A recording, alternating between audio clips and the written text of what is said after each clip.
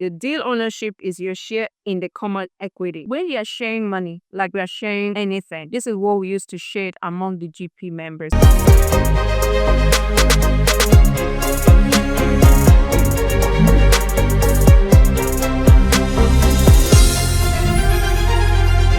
Next one is CapEx. If you are doing a value add, you need someone on your team that can help you monitor what actually the property manager and the contractors are doing to protect your interest and all that. So you don't necessarily have to divide it like this. Two people can do this job. So for example, if I'm a good asset manager, I should be able to know numbers. If I should be analytic, I should know how to analyze numbers. As a good asset manager, you should be able to identify variances. That means your KP monitoring should be on another level and all that. So as an asset manager, I can play the entire role here. Everything I listed, I play them, but still I can decide to structure it in such a way that I can also invoke other people to let's all do this thing together. Does not mean that one person cannot do it, right? So let me go straight to fees. What are the fees apart from your GP split? So for a GP split, if you look up here, you will see percentage of GP and you will see deal ownership. This percentage of GP means how much do you owe for the GP part of it,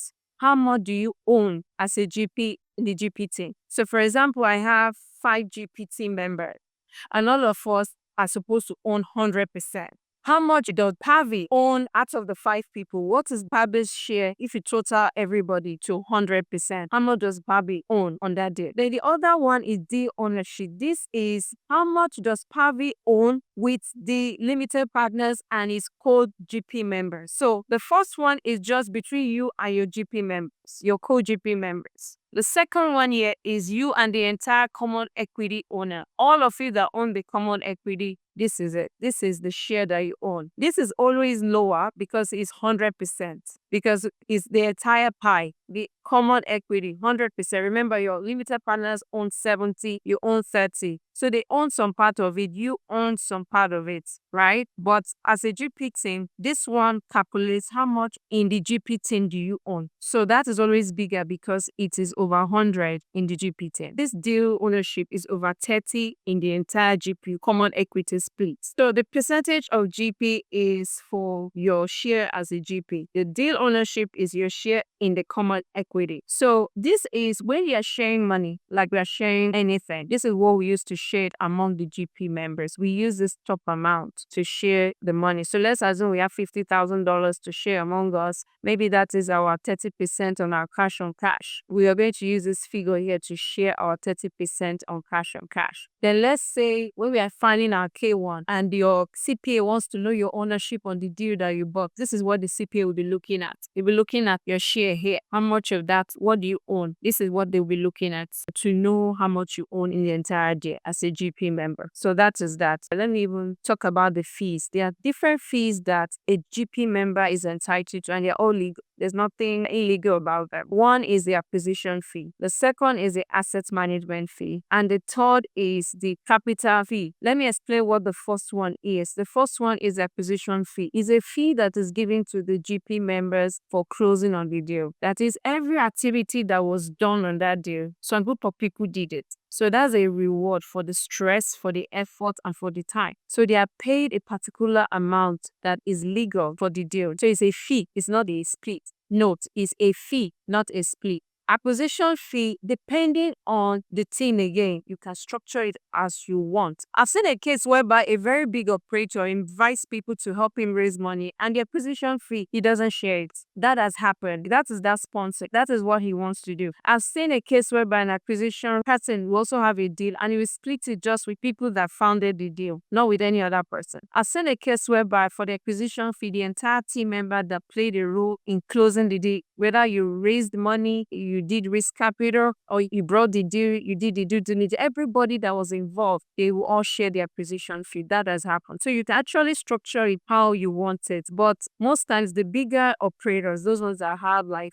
10,000 units and all that. We see cases like them not sharing their acquisition fee. They take it, they internalize it, it's just for them. And there's nothing wrong with it. That is how they want to structure their deal. The bottom line is communicate it to your co-GPs. You have to communicate it properly to them. I will not be sharing my acquisition fee. It's for me alone. But for us, we normally share our acquisition fee to anybody involved in the deal that helped us to close the deal. So for a venture, you raise money, you found the deal, you did due diligence, whatever it is that you did, you have a percentage of it. And how do we share it? Like I told you before, you are going to use the GP percentage to share it. So we use this top number here, the percentage of GP to share it. So for a venture, if our acquisition fee is 100,000, so how do we determine that our acquisition fee is 100,000? Acquisition fee is a percentage of the deal. So if your deal is, let's say, $10 million, you can have your acquisition fee between 1 to 5%. I've seen people having it at 5%. Although it's wrong, I don't think it's ideal for you to say 5%. What are you doing?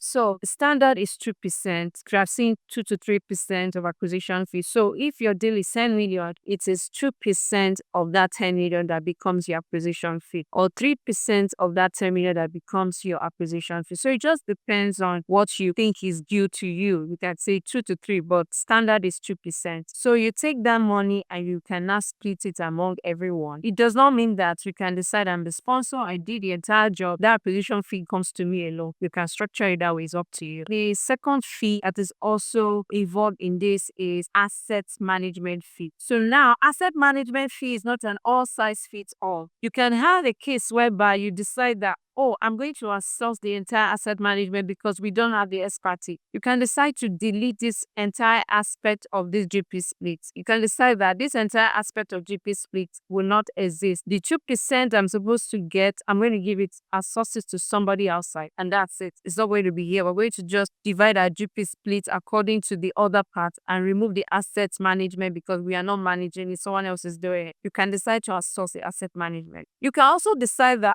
my team, they are skillful, they are very savvy. They know this thing. Let's internalize it. Okay, me and my team members, we are going to pay ourselves 2%, 3%, 4%, 5% of the net income. Let me be specific. How do you determine asset management fee? Asset management fee is, I say not net, is a gross income. It's 2%, 3%, 4%, whatever that percentage is, but the standard is 2%. We see people doing 1%. You can have it at 1%, 2%, 3%. It is 1% of the gross income. So I have my P&L here. So I have my gross potential income here. I have my vacancies, concessions. It is 2%, 1% of this money here. That is how you determine your asset management fee. It's 2% of this income. That is, after you've taken out your vacancies, concessions, bad debts, what is left is 2% of it. So that is the fee that you pay to the asset manager, right? So let me go back again. You can outsource it, you can internalize it, and you can do both. So you can decide that, okay, I want to outsource it